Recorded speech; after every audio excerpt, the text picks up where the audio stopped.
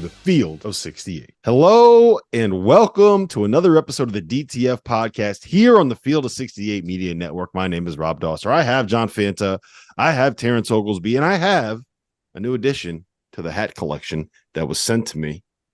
Is this pandering, Terrence? Am I pandering right now? It's pandering. It's pandering to an audience because hey, I got a bone to pick with Steve, the AD up there. Like, hey, Steve, look, this is a three-man show here, and only two of the people here got any gear. You know what I mean? It's not like I haven't spent my own money to get up there and watch you guys blow one against Villanova a couple of years ago. So, like, hey, I would send you the new quarter zip. Look at this. What are we doing? I would send you the new quarter. I talked to Kim, but I need gear. I've been in the weight room a little bit, man. I bought Providence shorts on my own. I don't know if you're an XL like me. Unfreaking real. Unbelievable. We were just talking about this off air. We're going to do a Big Ten preview today. We're going to get to it quickly. I swear we're not going to go 90 minutes like we did last week. But they send John some Cabernet. I have a new addition to the office. I got to pay for my own coffee and listen to this nonsense. New addition to the talking office. Top dogs on a Big Ten. Unbelievable. Providence. Hey man, you guys threatened to take away my tall boys, and now I'm getting thrown to the curb here by the AD.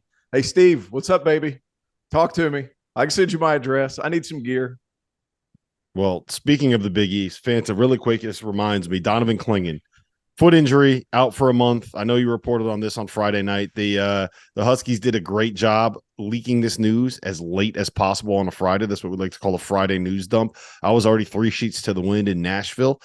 So I haven't thought about this for more than about 30 seconds. But what's it mean? How long is he out for? How bad is this foot strain that he's dealing with?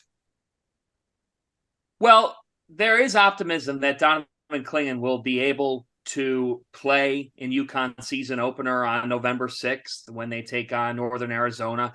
It doesn't sound like, by any account that I've heard, that there's worry that this is going to bleed into the season. The only natural concern or worry is separate this situation and put it with any situation with the big man, is that a foot injury carries its own variables and variants on whether or not it can linger. UConn medical staff believes that it will not linger, believes that this is a simple foot strain, that it will take the 4 or 5 weeks to recover, and that Donovan Clingan is going to show up in stores on November the 6th and be ready to play for the Connecticut Huskies. This could have been a lot worse, guys. We know with big men, when they have a foot injury, it can sometimes be a very big problem. By all accounts, this does not look like it is going to be a big problem or a big worry for the Connecticut Huskies. There's optimism that he will make a full recovery and be ready to go for the season. So knock on wood. I hope that's the last time we hear of any, I know it won't be, of any preseason injury news for any great players in college basketball. Then I won't mention that RJ Luis just broke his I think he broke his hand. So we won't mention that. We're not going to mention it, not going to talk about it, pretend it's not going to happen. Big loss expected to start at the 3 for Rick Pitino. The good news is that Pitino brought in 17 new players this offseason. So at the very least, he has bodies available. The one thing, Tio, I will say about Clingan is that UConn's probably not going to need him for at least the first 2 weeks of the season. I don't think that they need him to beat Northern Arizona. I don't think that they need him to beat Stonehill. I don't think that they need him to beat Mississippi Valley State. It's that Indiana game. But as you always say, big guys and bad feet is not a great combination. Yeah, it's unfortunate, but I'm glad that it isn't as bad as what we thought. And before I went on my little tangent there, you showed a Khalid El-Amin. He signed the thing for Top Dogs a couple of years ago. That's pretty cool. Khalid, I played against Khalid in Ukraine. You wanted me to tell this on the air, so I'll tell it.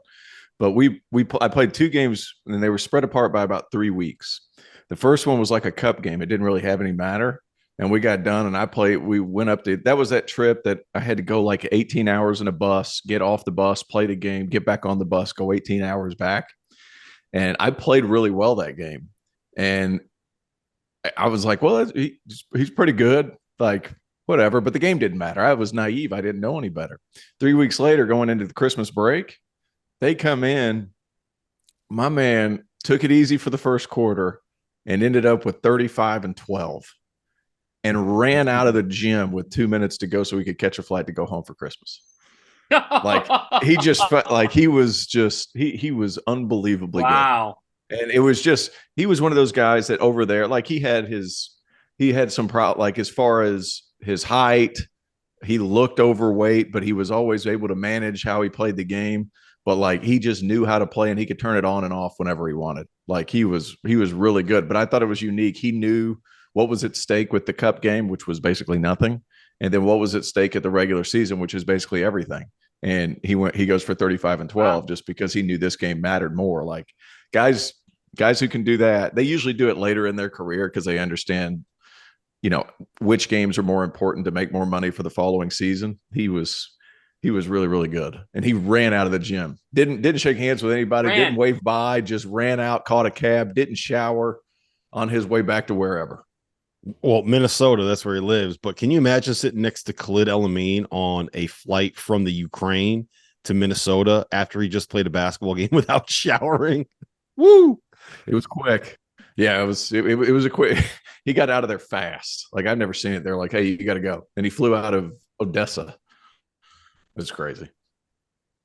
All right. You guys ready to talk about the Big Ten? You ready to break down the Big Ten, Fanta? You have any other Khalid El-Amin stories that you want to share with us?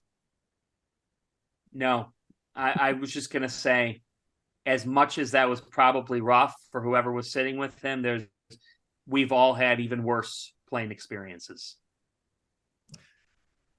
Yeah, all of mine involve my children. All of my worst playing experiences involve my children and air sickness. It's so my worst one. I think I've told this actually. Have I told you guys the story of the candy bar in the airplane? Nope. Nope. I haven't told you that one. No, you must have talked to another Rob and John. No, so I'm leaving from Norway. We're coming back home after visiting family. I'm 15, 16 years old. You know, that time where you get really embarrassed, like easily embarrassed. And Norwegian chocolate is like gold to me. It is the best chocolate in the world. And by far, like without the shadow of a doubt, it's my favorite thing about going over there is the sweets. I buy a hazelnut chocolate bar, which is about, 6 by 3. Well, it's bigger, double the size of a Kit Kat because you buy them big. And there's hazelnuts in it. And because we're in a hurry, I put it in my back pocket. And I sit down in my seat and I forget it's there. And we're about 2 hours into the flight. I stand up. Oh, no. And it looks like I have shat the seat all over the place. And not only is there chocolate, there's nuts all over it that are ingrained within the chocolate, which basically doubled down of old T.O. pooed his pants on an intercontinental flight. So I was going over the big pond, and I had it looked like I had just gone full. What was the lady who did that a couple of weeks ago and then got back on the flight going back to Paris? Brutal. So, like crazy situation. Everybody thought I diarrhea up and down the hallway.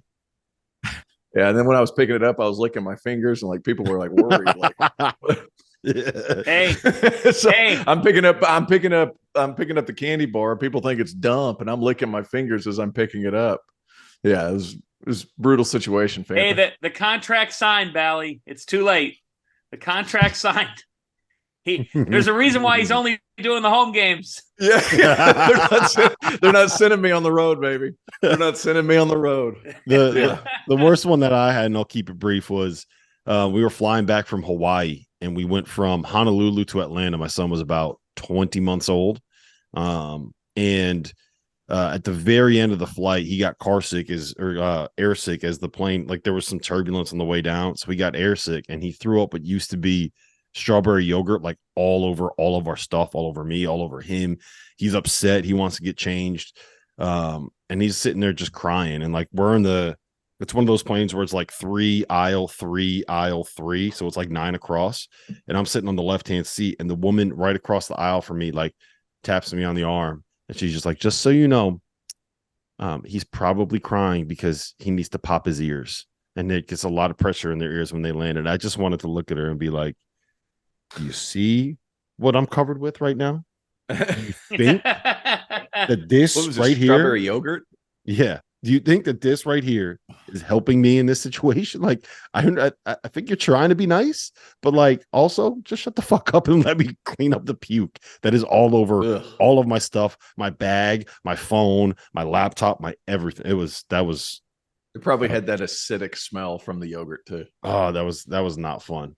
And then with the only pair of clothes that we had available to us that my son could put on in any of our carry-ons was like a swimsuit and one of like the swimming shirts, that you put kids in. So he had on like a bright green swimming outfit on the last leg of the flight after our connection, which was fun. All right, let's get into the Big Ten, because I think the Big Ten is it's an interesting league this year, to say the least. I think that it has the storyline that I'm going to be rooting for the most this entire season.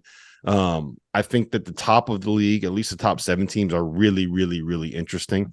I want to talk about Illinois. I really want to get your take on their point guard situation. I think Maryland's underrated. Indiana is going to be fascinating to me, and I don't think enough people are talking about A, Ohio State, and B, Wisconsin. But we got to start. Biggest storyline, biggest player, maybe the best team in the conference, arguably the best team in college basketball this season, the Purdue Boilermakers. Fanta, we're going to you first on this one. They basically bring back everybody, right? They are basically running this thing back from last season. But they added Lance Jones. They added Trey. They're expected to play more Trey Kaufman-Renn. But Zach Edey, National Player of the Year, centerpiece of that offense, he's back. Matt Painter is back. It looks like they're just going to try to run this thing back all over again. Are you a fan of that decision? Do you think this is what they should be doing? And what are you hoping to see out of Matt Painter's group this year? Perimeter shot making. Because if we see perimeter shot making and we see a composed backcourt, then this team can win the national championship. They are a team that I'm totally okay with a 29-win squad running it back. With players who are hungry and frankly angry about the way last year ended. All that Braden Smith and Fletcher Lawyer and Trey Kaufman-Renn and Zach Edey and Ethan Morton and Mason Gillis, all they've heard about for the last 6 months is how they were on the wrong side of history. That has to drive them into this year. And Matt Painter brought this up in February after a loss to Maryland that I happened to be at.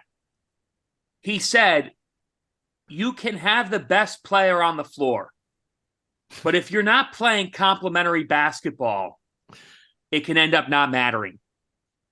And I thought that that those words were so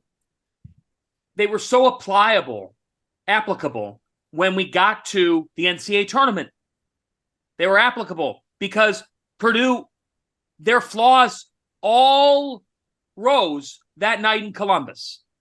And what we saw was the freshmen showed that they're freshmen. So you hope that Smith and that Lawyer have both grown. I would imagine that they have, because all we've ever heard about is how competitive they are, how fierce they are.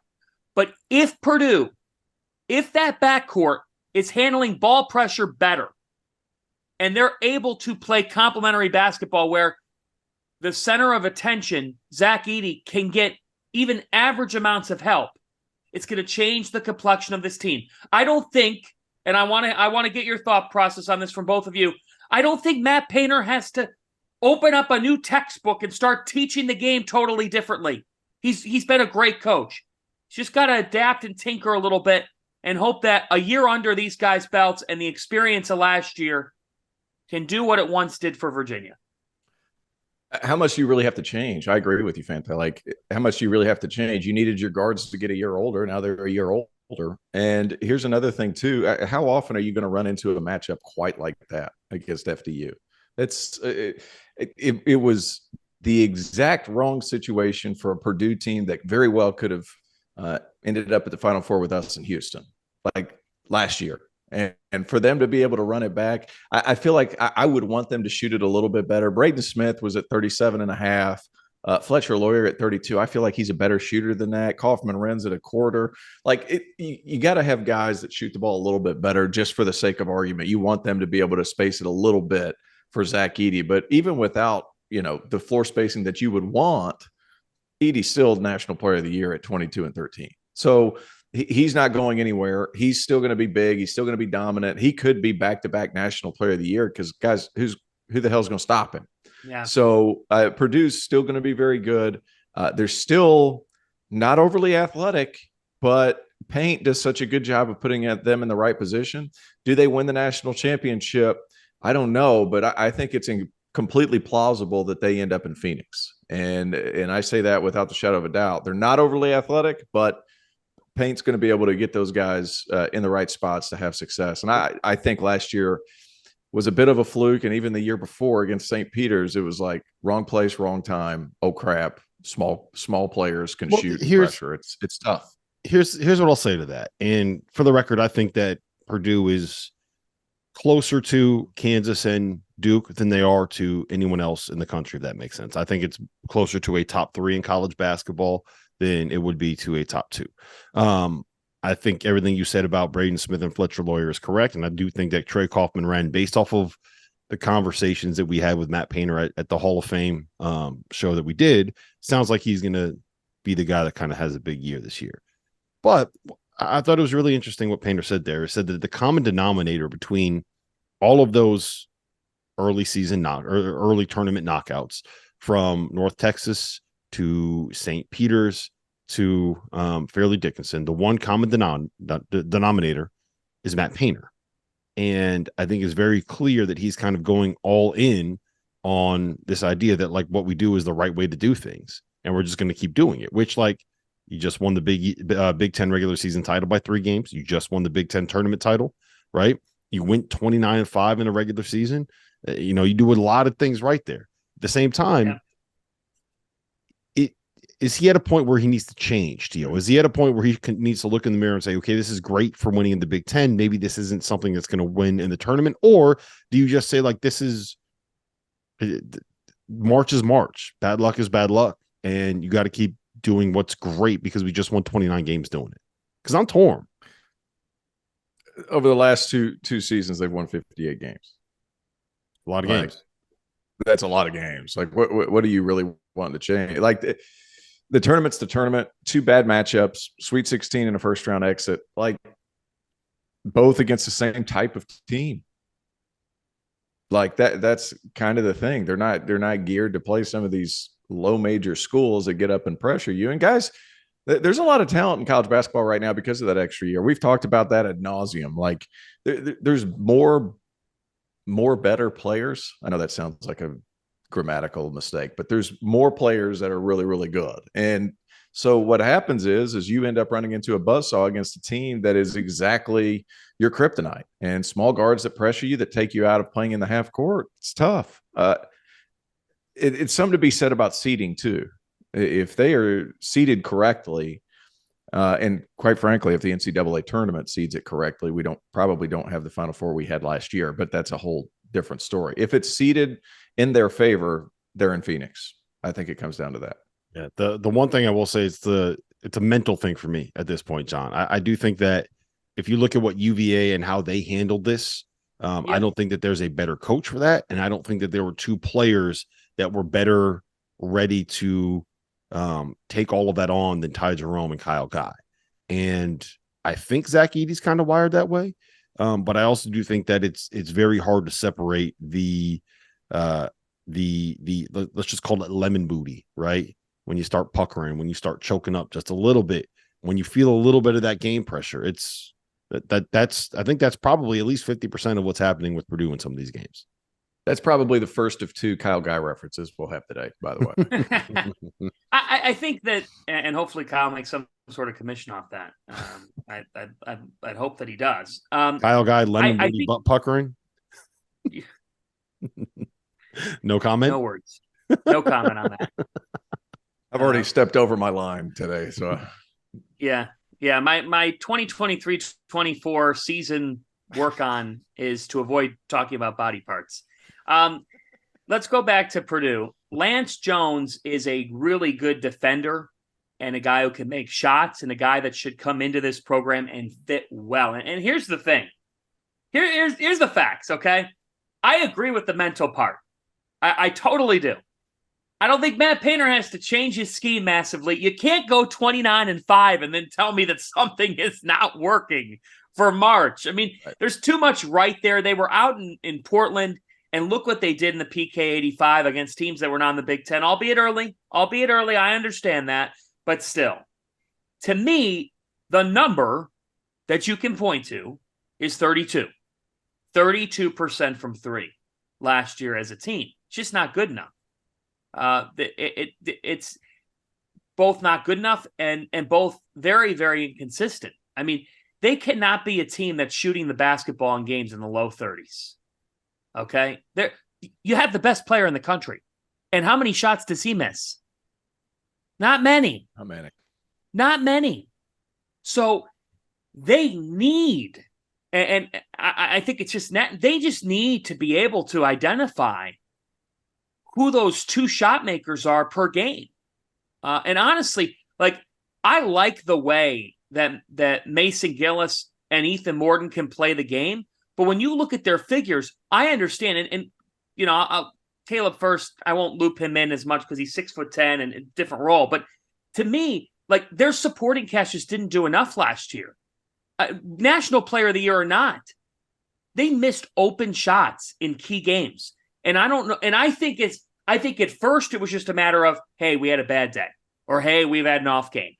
And then I do think, Rob, when the season intensified in February, not Big Ten tournament, but February, and then again when you hit the floor in March Madness, there is such a thing in the NCAA tournament as yips, as the spotlight shines on you so bright that you just don't do the things that you've become accustomed to doing on a game in, game out basis. It's sometimes simple. It's a make or miss sport. And in this sport, there's a lot more misses than there are makes at the end of the day, just because of the level that we're talking about. There's a lot of talent, but shot making is something that can come and go.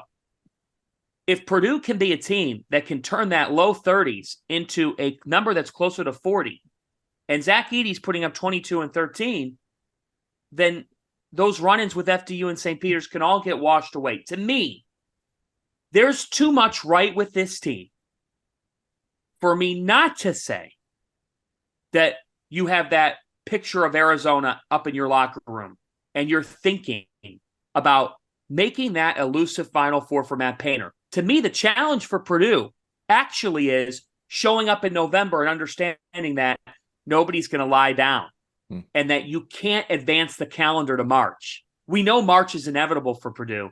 They've got to have the focus level in November and December to be able to build, and not come off that loss to FDU and not be in the right mental state, because all they're thinking about is what happens when they start playing in March. Big news. The Almanac is officially back. The most exhaustive and comprehensive guide to the 2023-24 college basketball season is available for pre-order now. If you go to cbbalmanac.com, link is in the description below, you can pre-order for just $15.99 or 20% off the sticker price. The format is going to be a little bit different this season. Instead of an 850-page PDF, you'll be getting access to the full site with league-by-league PDFs available for download. The preview will be live on September 20th, so you have until then to be able to get your pre-orders in. So for insight for all 362 Division I teams, from their head coaches and the experts that cover them, make sure you hit that link. All right, so Purdue, I think we all agree, is the favorite to win the Big Ten. How far behind them would you place Michigan State?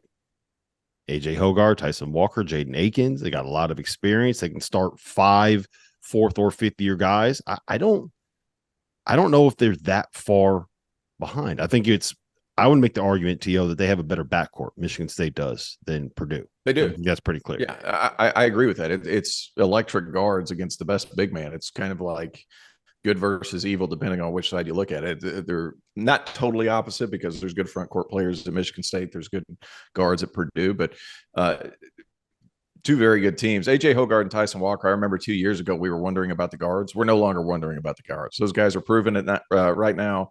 Tyson Walker averaging 15 and 3 Like, how much more do you want? And he's a pest defensively. He's everything that Michigan State fans have come to love when it comes to their team. Hard-nosed guard that gets up and pressures you. And then on the other end, really, forces the issue, pushes the pace. It's a fun team. It's a deep team. Jaden Akins, does he take another step forward and get into double figures and a big-time third option within an offense? To be seen. But they have probably the best athlete in the country in Coen Carr coming in. I'm a big fan of Jeremy Fears. I feel like their freshman class is really, really good. Are we going to see all of them at their best this season? Probably not. And I hope that Michigan State can hold on to them. But Xavier Booker, extremely talented, arguably the best NBA prospect in this conference, one of the top 5 best NBA prospects, I think, in college basketball. There's just a lot of pieces to really like. That front court, though, the faster I want to talk about Booker real quick. How much have you seen him? Yeah. Because one of the things that I've not a ton because he played on an independent circuit. Yeah, one of the things that I've heard coming out of Michigan State is that he's not yet wired to play like a Michigan State 5-man, if that makes sense. Like the physicality, the toughness, I'm going to try to go get every fucking rebound kind of a mindset is not quite there yet, which I think is like the standard adjustment for freshmen coming into college.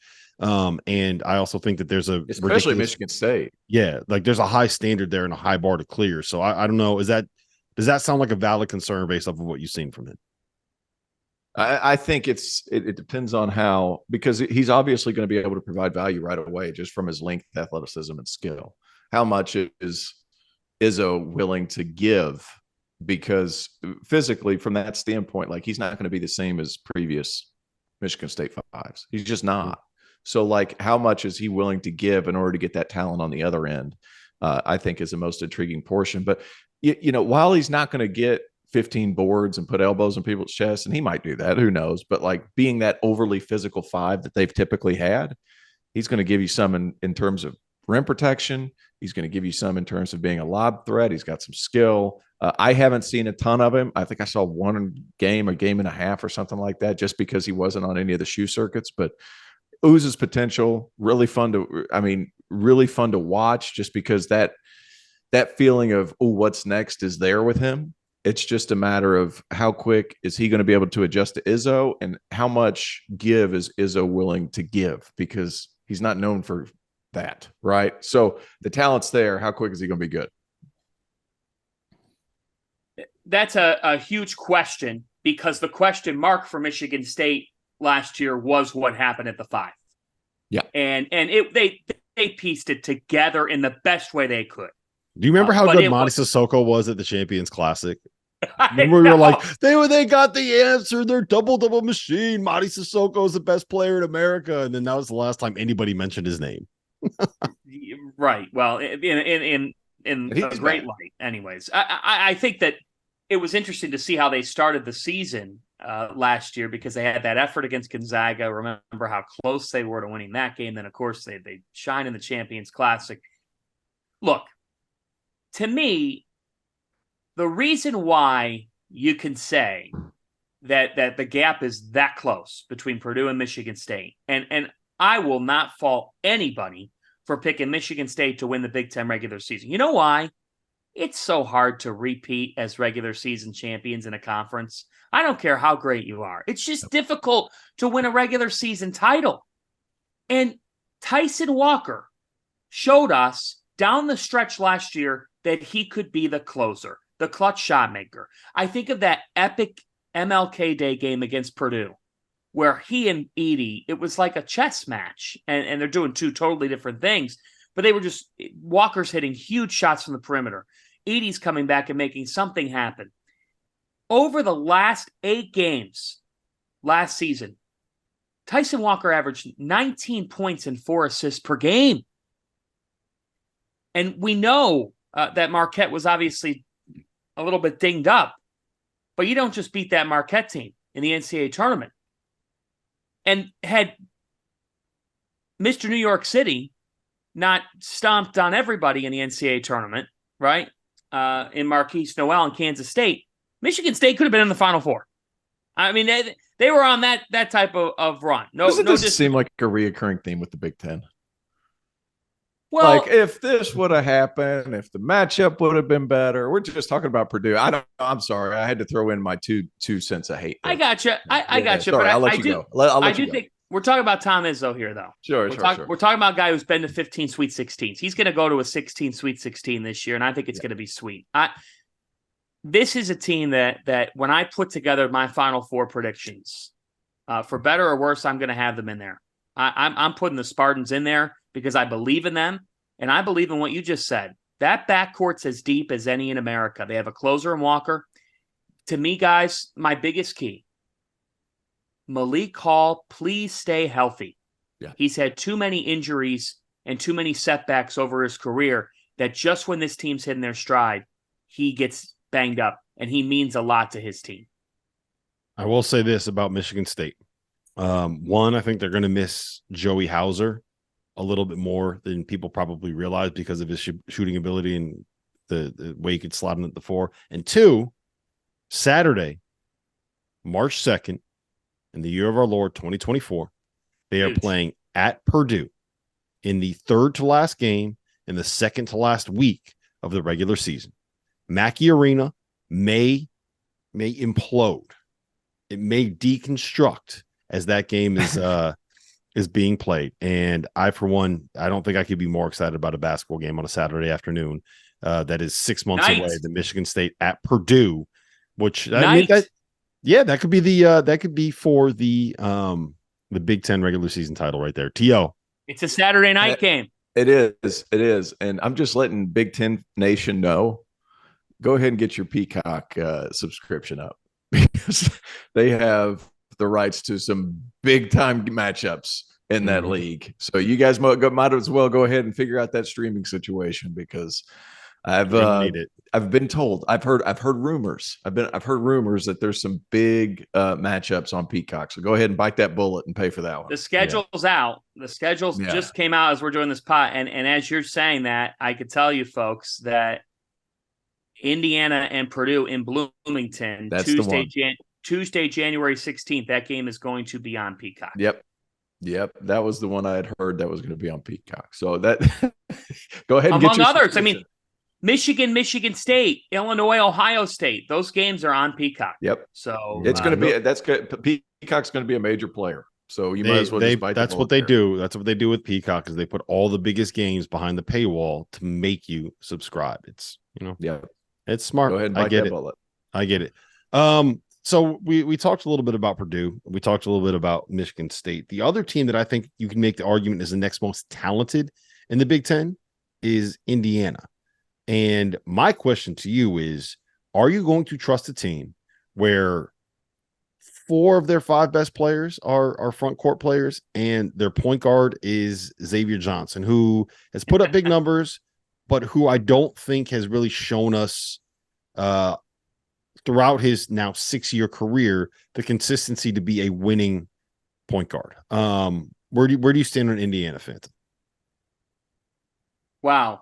I think that's the biggest question in this league from team to team, because if it all pans out, this is a team that could end up being a really special group, because there's so much upside to the talent that they have.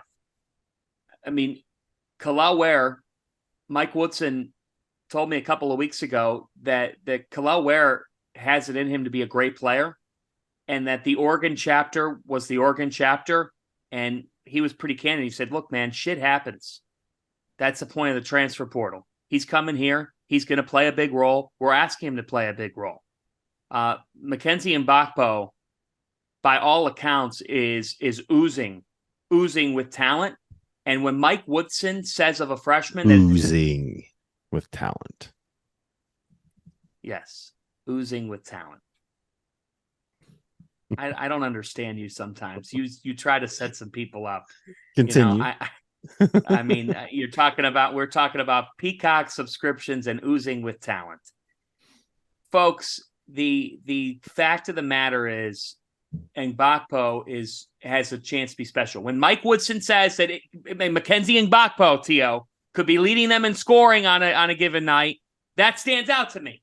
Because Mike Woodson doesn't hand out praise. No. He doesn't hand out praise, nor alone to a freshman. to me, the question is, do they have enough between, like, Xavier Johnson is what he is. He's a very good, adequate guard who can make plays for others and be a leader. He's the heart and soul of that team. He's a very good player. Okay. He's your age. Is he an All-American? No, but yeah, he's an old guy who's going to step up.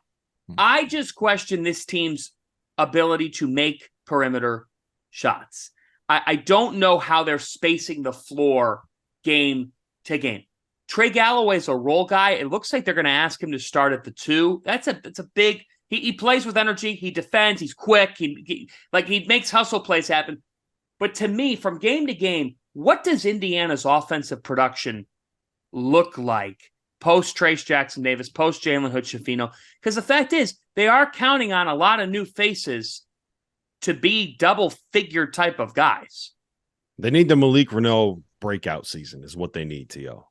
Yeah, and they need mgbako to be a big piece too, because he can space the floor. He's shown that, at least when we watched him whenever he was on the circuit. Like, he's a guy who can shoot the ball, get shots off of one dribble, doesn't need the ball to be dominant. And I think within a system, he'll be pretty good. Caleb Banks is a talented kid that'll come off the bench, an Atlanta Celtics kid that didn't play a ton last year, but he's got that ability. Peyton Sparks shot 40% from 3 last year and averaged 13 and 9. He's a guy that can really shoot the basketball from Ball State. We'll see how that works. Kind of another big 6'8", 6'9" guy that can space the floor. The talent's there. To me, they're the most intriguing team in this league, just because what you see are 3 or 4 guys that could shoot 40%, and you have some creation. And Gabe Cupps will come off the bench, who was one of my favorite players on the circuit. What was it, last summer or 2 summers ago? A guy who can create. He's shifty. He's going to be that guy that opposing fan bases love to hate. And I'm curious to see how this team goes, because the natural talent's there. Yeah, the one thing I will say, I agree with everything you guys just said. There's 2 things that I want to point out. One, I'm a little worried about what they're going to be defensively. It feels like Reneau and kel'el Ware are both guys that you would kind of pencil in as a 5, and mgbako, I think I view him more as a 4/3 than a guy that's a natural wing, if that makes sense. So I'm a little bit worried about where he's going to be in that position. This honestly has the makeup of a team that, if you played some 2-3 zone with the length and athleticism that they have in that front line, I don't think that I would hate that all that much. And 2 is that when I spoke with Mike Woodson for the Almanac, he wasn't really hiding the fact that he was kind of making a public call out of kel'el Ware, like challenging, is he going to play hard enough? Does he want this? Essentially, does he got that dog in him, right?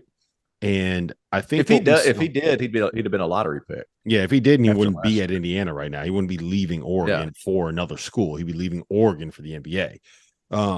But there were people that kind of had similar questions for Trace Jackson Davis after his first couple seasons at Indiana. And then last year, Trace kind of made that jump and made that leap. And was that Woodson's 3rd season, right? No, Woodson's 2nd season. So Woodson had the season with Trace Jackson Davis and then got him to the point where he turned into like TJD, a bad man. I'm very curious to see how that will work out with kel'el Ware, because the talent is absolutely there. The question is whether or not you can get the best out of them. Speaking of having the talent and trying to get the best out of somebody, the other really intriguing team in this conference is Illinois, and they are always intriguing because it feels like there's always something going on there. And this year it is the question of who the hell is going to play the point for Illinois. Is it going to be Terrence Shannon? Is it going to be Ty Rodgers? Is it going to be Coleman Hawkins? Like, what are we doing here, T.O.? Who's playing the point? Who is Daddy Brad going to trust to run his basketball team? I'm assuming he said that Terrence Shannon Jr. is going to do some of it, and then they listed Ty Rodgers as a point whenever they were on their trip. That's interesting, because I always considered him more of a 3-4, but yeah, I don't know what's going to happen. So I think, Terrence Shannon needs to do what, I know this is going to be a long way out of the left field comparison, but back when Steph Curry played at Davidson, his idea was, I'm going to come back for my sophomore year, and then after that, I'm going to play point my sophomore year. I'm going to give it up and I'll turn back into a 2 guard. I think that's what Terrence Shannon needs to do, especially once this season starts. Like, yeah, sure, you can bring it up, but once you get rid of it, then you turn back up into the 17-point a game guy that we have. So, and I think Underwood will be able to put those guys in position to succeed. He's going to be able to draw things up and put guys to where they're comfortable scoring the basketball. Gibbs Lawhorn, the freshman, I think he went to Montverde, but he's a talented kid. He's a guy that's going to come off the bench. Could he step up into that role? He sure is talented enough. He was supposed to go to Purdue initially and then got backed out, and then now he's going to Illinois. He's a big-time athlete. He's only 6'1", but there's a lot of skill there. Could he step in and give you 10 to 15 minutes of quality production at the point? I think that's a big thing. Quincy Guerrier's tough. Coleman Hawkins, we all know about him and a good 5-man that could step out and do some things. Is he going to show up consistently? He showed flashes of that last year. Illinois has talent. It seems like they're always going to have talent. Who's going to right the ship when things get out of line? That's when you get concerned with Illinois, because times you're going to need to settle down. Who's going to be that guy? Because Shannon, he's going to go off and do his own thing. His natural inclination is to score. Let me rephrase what I say there. His natural inclination is to score. Who's going to settle the team down? You know what I think they need to be? Tell me if you think this is a crazy take, Fanta, because it might be a little bit of a crazy take, but I'm here for the crazy takes. I'm here for the hot takes. I think they need to be what Texas Tech was in 2022 in Mark Adams' first year. If you go back and look at that team, they don't really have a point guard on the roster, right? They kind of have a bunch of dudes that are all about 6'6" to 6'10" and really athletic. And they kind of built this identity around, like, you ain't going to score on us. It's not going to be all that pretty, but we're going to win with defense. We're going to win with toughness. We're going to win with athleticism. We're going to win because we're older and more physical than you. And we'll do enough offensively and on the offensive glass and kind of turn turnovers into pick 6 layups at the other end. And if you do that, right, if Illinois can be a top 10 defense with a guy like Terrence Shannon, with a guy like Coleman Hawkins, with a guy like Marcus Domask, who's coming in average 4 assists at his last stop, with some of like the young pieces, Luke Goody, you mentioned Dre Gibbs Lawhorn. I think that there's enough there to be a top 20-ish kind of a team. But I think Illinois fan is permanently going to be a team that I think can beat anybody in the country and also can lose to anybody in the country on any given night. Yeah, that's fair. That's what they've been, right? Yeah, forever and ever. That's what Daddy Brad is. And look, he's done a very nice job of getting the program, which went 7 years without an NCAA tournament berth, and getting them back to the big dance floor. That the expectation that the minimum under Brad Underwood is that they're going to dance. They're going to find a way to the NCAA tournament. Where your defensive take comes in on how they could be defensively. Here's the thing: they're old. They're old. In the almanac, Brad Underwood called this team cerebral. That they know how to work. They know what to do day in and day out. And their track record on defense is good. They've been a top 30 KenPom defensive team in the last 3 years. And a couple of years ago, it was in 2020-21, they were 7th in the country in adjusted defensive efficiency. But they've been around 26, 29. They've been right there on that end of the floor. They've been good defensively with Kofi Coburn. Okay, they've been good defensively with Kofi Coburn. That tells you what you need to know. Also tells you what the Big Ten is like. They've been great defensively with Kofi Coburn. But they were good defensively last year. They had a good year on that end of the floor. They also had to be good defensively because in the half-court setting, they struggled. Why? They shot 31% from downtown last year. And that seems to be, Terrence, maybe that's the trend in this league, is that you've got physicality, rugged nature of games. You do have some star players. No shortage of star players, right? There are star players. But the playing style then, when you get to March Madness and you face a little guy, quote unquote, how does the little guy get in any game? They knock down shots over you. Yep. And that's something that's hard to equal if it's not a strength of your team. To me, Marcus Domask is a key piece to this team because you're talking about a 3-time all Missouri Valley Conference selection who, as you said, he's averaged over 3 assists. He averaged 17 points per game last season. So they need him. They need Goody to be knockdown guys. Terrence Shannon, Terrence, I understood what you said. Like, he's not going off on his own. The point is he's going to get his in games. Terrence Shannon Jr. is going to find his way to 16, 17, 18 points. But Terrence Shannon Jr. needs to show that all the work that he does, and he does a lot of work. He's up every day at 4:30 in the morning. He works his ass off. We've heard that story before. Which is ridiculous, by the way. Like, you can be a hard worker without waking up at 4:00 every morning to go get shots up. Like, that just seems like an unnecessary waste of like time you can sleep and rest and recuperate your body. You don't have to be up before. Get up at 7 and go shoot. You don't have to be up at 4. Hey, good for him. The point now is he's got to be a connector. Coleman, Hawkins, and Dane Danger have to be connectors. If you're an old team, you know what wins and you know what loses. You can't run it back and do things the same way. To start the year, Shannon's got to, in my opinion, be the point man. And then if they can be able to get to a point where they can really fully hand off the keys to Ty Rodgers, if Ty Rodgers is capable, this is a top 20, if not top 15 team. All right. I have 2 more questions for you. We're going to start with this. Maryland, Ohio State, and Wisconsin are all kind of in that like borderline top 25 range right now. They were picked 5th, 6th, and 7th in the Big Ten in the Almanac in the preseason. I think all of them have some real sleeper potential and are being kind of underrated. So I want you to pick who you think is going to be the best out of that group. Maryland, Ohio State, Wisconsin. Terrence, go. That's a tough one.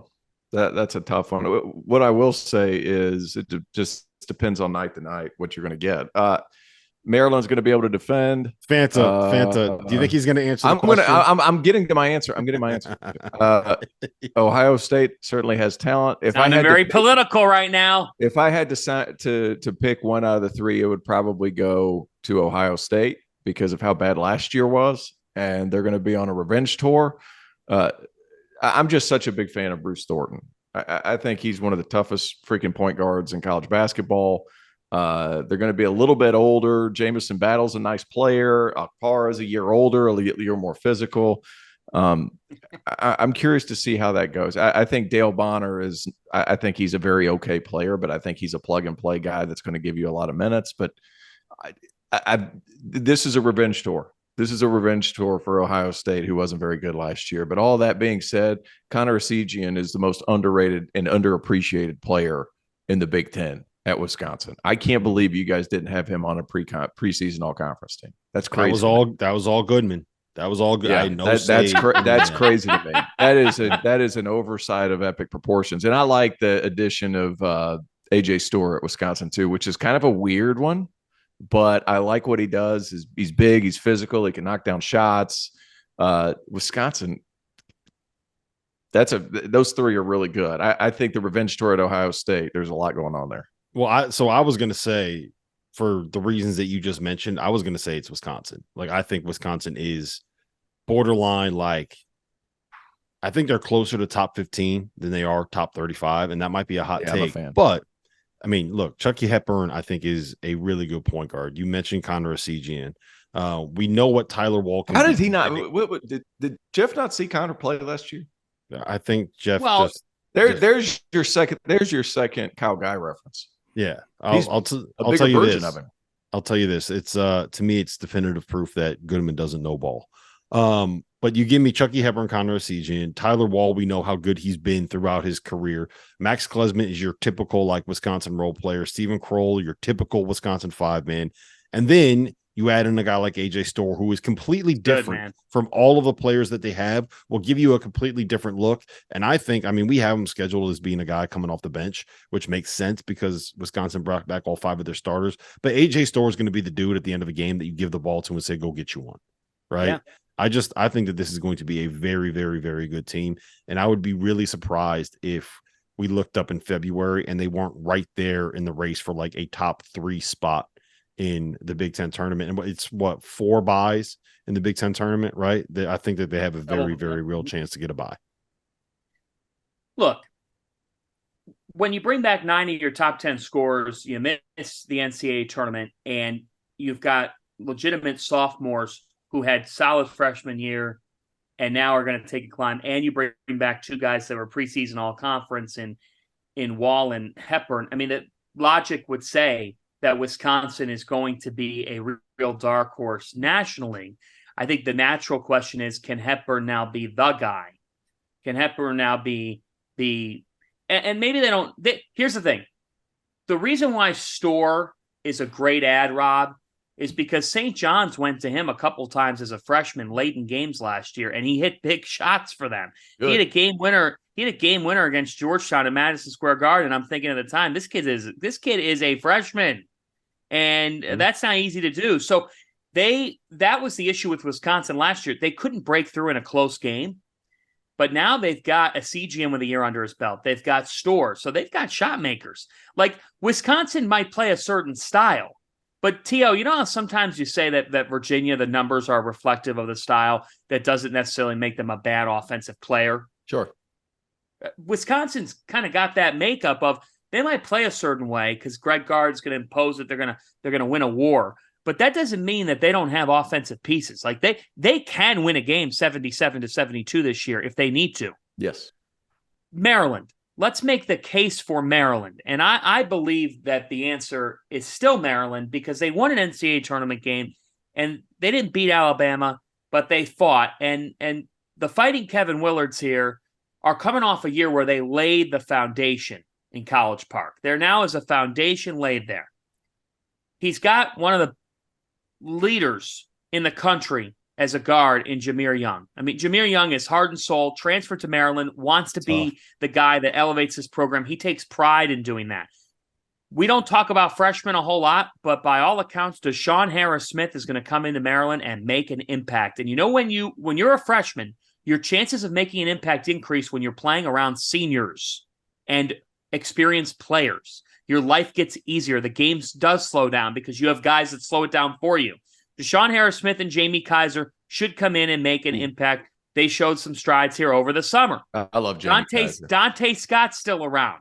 Julian Reese is listed as a junior. He's more like a senior than he is a junior. He's played a ton of minutes here in his first couple years of college basketball. And guys, if you look at Kevin Willard's history, now he had Grant Billmeyer with him, but if you look at Willard's history, Romaro Gill, Ike Obiagu, Angel Delgado, one of the themes is that big men under Willard get better and better and better.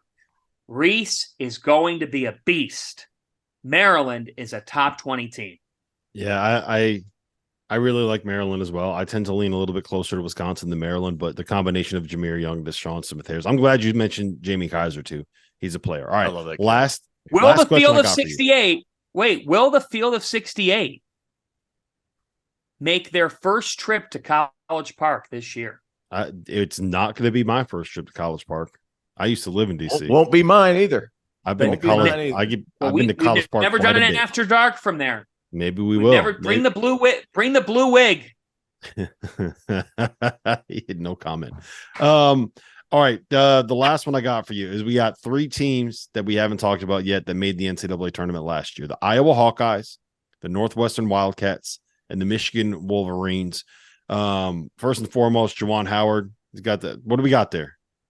This is my last trip to Maryland. I have it. Wow. Right here. Was that the game you got ejected for punching a dude in the face? No, it wasn't. Another nightmare ending for the Terps. Oglesby hits the game winner, 73-70. My only trip to Maryland. Oh, there you go. I'd love to go back. Only fond memories. Is it because you and SVP have the same hairdo? SVP, look, my story on SVP, after I hit the game winner, I tried to get him to take a picture with me, and he took a picture of me. I can't find that picture anywhere. He had it deleted from history, and I had it taken at half court at Maryland, and I cannot find that picture. After so SVP, help me out. You're a hero, man. You're a hero. After you hit the game winner, that's actually hilarious. All right. The Michigan Wolverines, hopefully Juwan Howard, he had heart surgery. So we're wishing for the best for him to get back on the court and get back healthy. But Michigan, Northwestern, and Iowa, 3 teams that made the tournament last year, 3 teams that are borderline tournament teams this year. Where do you start? We'll go to you first on that one, T.O. Where do you stand on who's going to make the tournament out of that group? Can any of them make the tournament? Michigan, Iowa, and let's Northwestern. see. Northwestern. Has Northwestern ever done it 2 years in a row? They've only done it twice ever. Oh, come on. That's wrongful hate. Wrongful hate? What's wrongful? What's wrongful is that they still have Boo Buie, Ty Berry, and Brooks Barnheiser is a dude. We'll see. So Northwestern's not going to be a part. Sorry, man. The problem with going all in on Boo Buie is that I don't know how long he's going to be able to. I don't know if he'll have the stamina while he's just carrying Greg Waddell on his back everywhere. So I don't know. I don't think I can get on board with the Boo Buie bandwagon. Now this is the sector of the Big Ten where, like, if only Sleepers Media could crash the Zoom right now, because here you go here with, I mean, of the three you just mentioned, I think that the most curious one is Michigan. It has to be Michigan because they went through an offseason that was really strange. I mean, let's face it, the Caleb Love thing was just plain odd. Mm-hmm. Okay. And then you transition to, okay, so then what's going to happen here with this team in the backcourt? And the fact is that they're walking into this season now, and they're really counting on Doug McDaniel to take a significant leap. I think he has it in him to do so. And Namari Burnett to come in and hopefully, by virtue of playing for a team previously that didn't have a real carved out role for him when it comes to minutes, that he can come in and now be a guy that if he averaged 6 points in 14 minutes per game, can he average 12 to 14 for his team in a game? But I don't know what to expect from this team. Frankly, one of the early season games that I am overly fascinated by is at Madison Square Garden on Monday, November 13th, because it is literally a week into the season, and St. John's is hosting Michigan. I think I know what to expect from St. John's, but I don't fully know what to expect from either team. Who's good, who's not, what's their rotation look like? Olivier Camois helps Michigan. He does, but he's not the guy on a team. He's not, and that's my curiosity with Michigan. They don't have a guy. You want to know if I can make one trade like inside the Big Ten, right? If there was one trade that I can make that would make one team really good, I would take the homie Boo Buie and I would put him on this Michigan roster. Because if you give me a guy like Boo Buie, I know, but I think that Boo Buie is a really, really good point guard. I don't think that he has the supporting cast around him at Northwestern that they need. Losing Chase Audige is going to hurt. It feels very weird to sit here and say losing Chase Audige is going to hurt Northwestern as something on a Big Ten preview. Whereas I just don't know. The answer is Iowa. Yeah, that's what I was going to get to. Is I don't trust the point guard play. I think that there's a good supporting cast and there's no guy at Michigan, which is why I'll just lean on Iowa. Fran's just always going to find a way to turn his team into a top 5 offense. They'll play enough defense to get to 9 or 10 wins in the Big Ten, and 9 or 10 wins in the Big Ten is going to get you a trip to the NCAA tournament. Correct. Fanta's I agree. And not only that, they're offensively. Iowa's always going to find ways to score in a league that sometimes struggles to score. So sometimes that they're just going to be able to score more than the other team. You know what's going to happen this year? T.O. is going to sit there. He's going to watch Peyton Sandfort take 21 threes a game and shoot 46% from 3. And he's going to sit there and say, why in the hell did I not go play for Fran McCaffrey? Yeah, of course. Look, Fran McCaffrey is a dream to play for, particularly from the offensive end of the floor. You're going to learn the game at such a high level. You're going to be able to process the game, and you can go pro. I mean, he has shown he could develop guys into pros. Look at your game face right now. That's McCaffrey. Yeah, hey, you know what? He's got his personality. I want to play for him. I think Fran's Fran. Here's the great thing about Fran McCaffrey. He is so true to himself. I love it. I love the guy. When you actually sit down and talk with him, he will answer your question. He's not a BS guy at all. And his team plays like it. Ben Krikke, the transfer from Valpo, I mean, that's a guy who led the Missouri Valley in scoring a year ago with over 19 points per game. And they're going to count on the 6'9" grad transfer to come in here and be big time in Iowa City. I mean, he's got to play a big role. Patrick McCaffrey's still there, and I hope Pat has a terrific year and is able to step up and help his Hawkeyes to the NCAA tournament. Peyton Sanford is a guy that's just continually grown throughout his career. And if he averaged 10 points per game in 20 minutes, now his minutes are going to increase. He's a junior. He's been there before. And Tony Perkins, had a chance to watch him in person a couple times last year. And I got to tell you, he was a guy that I didn't fully appreciate until I watched him in person, because I watched how hard he played and how much he was an extension of Fran on the floor. This is a team, I'll be candidly honest here. I expect Iowa to be on my TV the first Thursday or Friday of the NCAA tournament at 12:15 in an 8-9 game. I'm not mad at that. That's kind of what they always do, right? They're that first game team. And they're making the tournament this year. I don't think they're an elite team. Maybe they'll end up being an elite team, and I'll be wrong. Hawkeye fans might be mad at my statement about 8-9, but they're probably a 7-10, 8-9 type of game team. And that's okay this year because they do not have as much experience as they've had. Nope. I think we're all in agreement. Iowa out of that group is the group that I would take. Listen, this has been fun. Make sure you guys go out, buy the almanac. $19.99 link is in the description below, whether you're listening to this on an audio feed or you are watching this on YouTube. And make sure you like and subscribe and rate and review and do all those good things that make us happy as podcasters. I need to go get a cleanse because I have to get this cancerous hat off of my head. I'll see you guys later. Oh, crazy. My last podcast in this office too. I'll be in a different house next week. Oh, there you go. We'll see if it's actually set up. Yeah, we'll see if the Wi-Fi is working and what that all looks like. It's a big if. Those are big ifs.